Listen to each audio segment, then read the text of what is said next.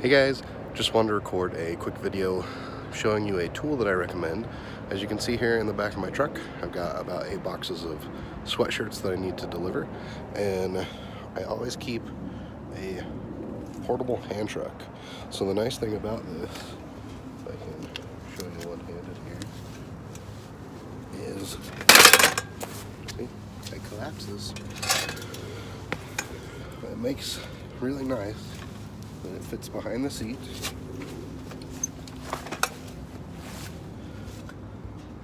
And the handle collapses on its own. So it makes it super easy to put boxes on. Sorry that it's such a shaky video, but I really wanted to let you know that having one of these is a must-have.